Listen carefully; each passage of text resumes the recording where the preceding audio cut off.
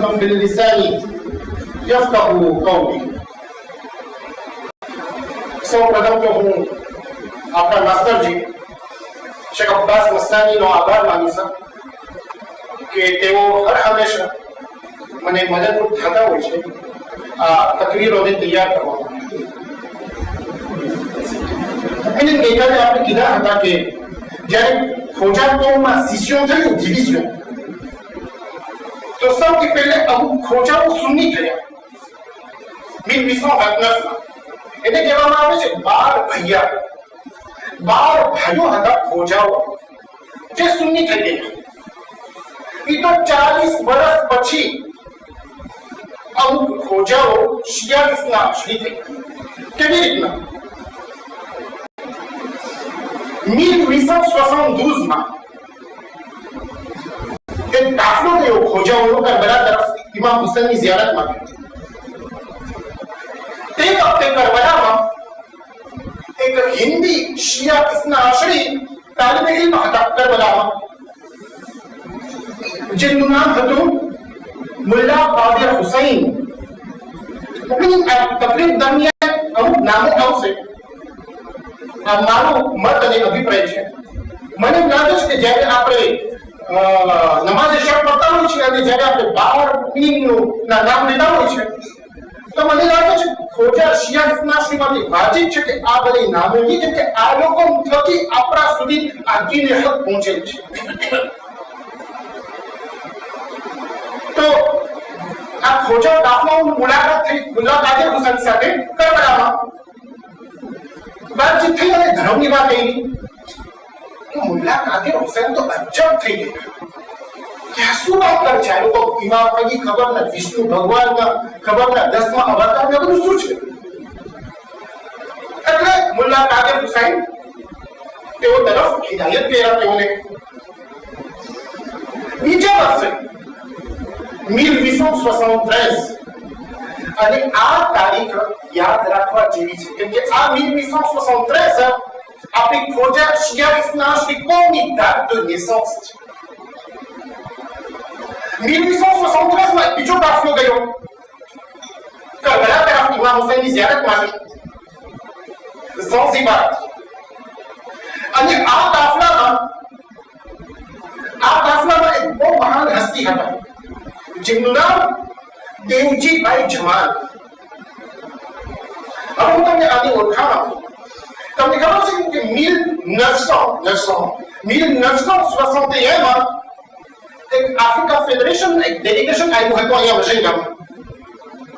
અને તે જ અરસામાં કોન્સેલ રેજિયોનલની સ્થાપના થઈ હતી અહીંયા. અને આ મજેન્ડાના ઇમામબારાને આ શરફ અને આ ઇજ્જત મળેલી છે કે અહીંયા મજેન્ડાના ઇમામબારાના અંદરમાં કોન્સેલ રેજિયોનલની પેદાઈશ થઈ છે 1961. તો એ ડેલિગેશનમાં આફ્રિકા ફેડરેશનના પ્રમુખ સાહેબ હતા અલહાજ ઇબ્રાહીમભાઈ શરીફ દેવજી. 1961 માં તેઓ આફ્રિકા ફેડરેશનના પ્રમુખ સાહેબ હતા અને તેઓ અહીંયા આવેલ હતા આખા ડેલિગેશનની સાથે મજેન્ડા. અને તેઓ એક બહુ મોટું કામ કરી ગયા. તેઓ એક ફાળો ઉભો કર્યો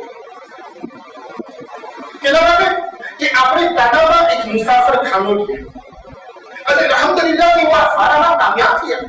અને તમે જો છો આજ સુધી આપણો તાનાનો જે મુસાફર ખાનો છે એનું નામ શું છે? હાજી ઇબ્રાહીમભાઈ મુસાફર ખાનો. તો આ જે હાજી ઇબ્રાહીમભાઈ શરીફ દેવજી હતા એના પરદાદા આર્યર ગ્રામ્પેર દેવજીભાઈ જમાલ. તો તેઓ ગયા કરબલા અને તેઓની પર મુલાકાત થઈ મુલ્લા કાદિર હુસૈન સાથે. અને મુલ્લા કાદિર હુસૈન તેઓને પણ દીન હક તરફ રાસ્તો દેખાડ્યો. શું થયું કે મુલ્લા કાદિર હુસૈન આ જે તબલીગ કર્યા એ તબલીગનો અસર થયો. અને દેવજીભાઈ જમાલના દિલમાં નૂરે ઈમાન પ્રકાશ થયો અને તેઓ મુલ્લા કાદર હુસૈન પાસે એક માંગણી કરી, વિનંતી કરી કે મુલ્લા સાહેબ, ચલો તમે મારા સાથે અને ખોજા કોમના દરમિયાન તમે તબલીગ કરજો. મુલ્લા કાદર કહે છે કે મને તો અહીંયા કરબલા રહેવું છે, આ પવિત્ર શહેર ઇમામ હુસૈનના હરમના સાયામાં, અને કે બીજા ક્યાંક નથી જવું. આ વાત એના કારણે પહોંચી આયતુલ્લાહ ઝૈનુલ આબિદીન માઝંદરાનીના કારણે પહોંચી. કોણ હતા તેઓ? ઈરાકમાં મરજાઈ તકલીફ હતા. ઈરાકમાં આલમ હતા આયતુલ્લાહ ઝૈનુલ આબિદીન માઝંદરાનીના કારણે આ વાત પહોંચી. એટલે જ્યારે મુલ્લા કાદર હુસૈન અને આયતુલ્લાહ માઝંદરાનીની મુલાકાત થઈ તો આયતુલ્લાહ મુલ્લા કાદરને કહે છે કે મુલ્લા સાહેબ, આ ખોજા લોકો તમને કહે છે કે તમે અલોકમ સાથે જાઓ અને તમે અલોકમના દરમિયાન તબલીગ કરો અને તમે મના કરો છો. મુલ્લા કાદર કહે છે કે હું તો હજી તાલીબ ઇલ્મ, હજી તો ઇલ્મ હાસિલ કરું છું. મારી કઈ તાલીમ કે હું તબલીગના મેદાનમાં જાઉં? આયતુલ્લાહ માઝંદરાની કહે છે કે ના, હું તમને ઇજાઝત આપો કે તમે ઈ કાબિલિયત ધરાવો છો. તો મુલ્લા કાદર કહે છે કે બસ આપણે ઇસ્તિખારો જોઈએ કે મારા માટે સારું છે કે નથી સારું, કે હું જાઉં કે ના જાઉં. અહીંયા આયતુલ્લાહ માઝંદરાની મુલ્લા કાદર હુસૈનને પકડી લીધા અને તેઓ એને કહે છે કે મુલ્લા સાહેબ, નમાઝ પઢવા પહેલા તમે ઇસ્તિખારો જોઉં છું? ના સર, કેમ કે વાજિબ છે. આ ખોજા લોકો તમારા પાસે ભીખ માંગે છે, હિદાયત નહીં. તમે જાઓ અલોકમ સાથે અને તમે તબલીગનું કામ કરો. વાજિબ છે તમારા ઉપર કે તમે અલોકમના તકબીર ઉપર લબેક કરો, વાજિબ. એટલે છે વખતે મુલ્લા કાદર હુસૈનને આયતુલ્લાહ માઝંદરાનીની આ વાતને કબૂલ કરવી પડી અને તેઓ ગયા મુંબઈ. દેવજીભાઈ જમાલ સાથે મુંબઈ આવ્યા તેઓ. મુંબઈમાં તેઓ પગ મૂક્યા 1873માં. વગેરે આ વાતને આપણને બે દર્શ મળે છે. પહેલું એ કે અગર જો આપણી આ ખોજા શિયા નાસ્તિક કોમ વજૂદમાં છે તો એ ઇમામ હુસૈનના ઝિયારતનો સદકો છે. ઇમામ હુસૈનના ઝિયારતનો સદકો છે. જો દેવજીભાઈ જમાલ એ વખતે કરબલા ન જાત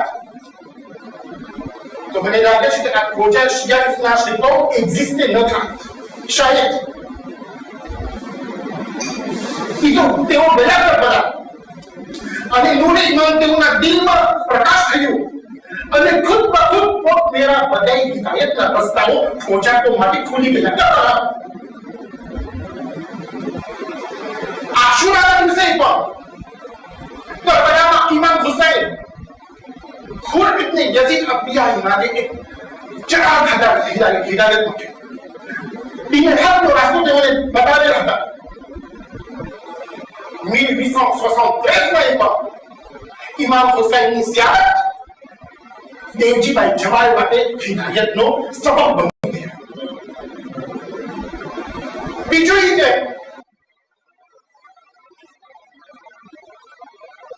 ઘણી આપણે કહેતા હોય છે, મારી વાત કરું છું કે આ આપણા મરજાઓ છે ઉમ્માની નજરમાં, એ આપણી ખોજા કોમ માટે શું કરે છે? મારી વાત કરું છું. ખોજા શિયા નાશરી કોમનું મોટું અહેસાન છે મરજાહિયત ઉપર કે તે એ વખતે 1873 માં જે એ વખતના મરજાઈ તકલીફ હતા આયતુલ્લાહ ઝૈનુલ આબિદીન માઝંદરાની, જો એ વખતે તેઓ મુલ્લા કાદર હુસૈનને ઉત્તેજન ન આપેલું હોત, ઉસે ન કરેલ હોત કે મુલ્લા કાદર જાઓ તમે ખોજા કોમ પાસે અને તમે તબલીગ કરો, તો શાયદ આજે આપણે બધા અહીંયા ઇમામ બારામાં ના હોત. શાયદ વખતે બીજા ક્યાંક હોત પણ અહીંયા ઇમામ બારામાં ના હોત. મોટું અહેસાન છે ખોજા કોમનું આ મરજાહિયત. તો મુલ્લા કાદર હુસૈન ગયા દેવજીભાઈ જમાલ સાથે મુંબઈ ઉતર્યા તેઓ 1873. મુંબઈમાં એક ફેક્ટરી છે જ્યાં વધારે પડતું ખોજા લેતા હોય અને એને શું કહેવામાં આવતું હતું? ખોજા મોહલ્લા. આજે એને ડોંગરી કહેવામાં આવે છે અથવા તો પાદર ગલી. ત્યાં મુલ્લા કાદર હુસૈન એક મકાન તેઓ ઉધારી લીધા અને પહેલું કામ તેઓ શું કર્યા તબલીગનું? પોતે એક મદરેસો ખોલ્યો. Je suppose que તેઓ બચ્ચાઓને કુરાન પઢાવતા હશે, પણ સાથોસાથ મુલ્લા કાદર હુસૈન બે તરીકાઓ તબલીગ માટે ઇખ્તિયાર કર્યા. Deux façons de faire le tabligh. પહેલો, નમાઝે જમાઅત તેઓ કાયમ કર્યા હતી મદરેસા. નમાઝે જમાઅત.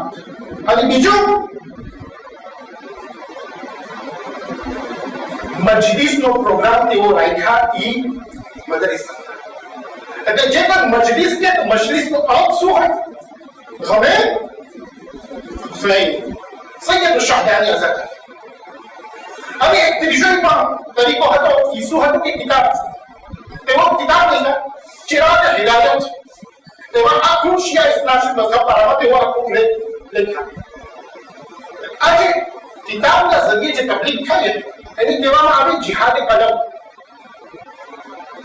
કલમના જરીએ તમે બીજાઓને દિલહક તરફ દાવત આપો. અને આપણે અગર જો કોઈ માહિર હતું, એક્સપર્ટ હતું, તો એ કોણ હતું? હાજી ગુલામ અલી ઇસ્માઇલ, જેને આપણે બધા કઈ નામથી ઓળખે છે? હાજી નાજી. કોણ હતા હાજી નાજી? જે સૌથી પહેલા ખોજા શિયા ઇસ્લામી થયા હતા ને મુલ્લા કાદર હુસૈનના તબલીગના નતીજામાં મુંબઈમાં, ગુજરાતમાં, એમાંથી એક હાજી નાજી હતા. અને એ પણ હાજી નાજી મુલ્લા કાદર હુસૈનના એક ખાસ શાગિર્દ હતા. અને સ્પેશિયલ 300 થી વધારે કિતાબ લખેલી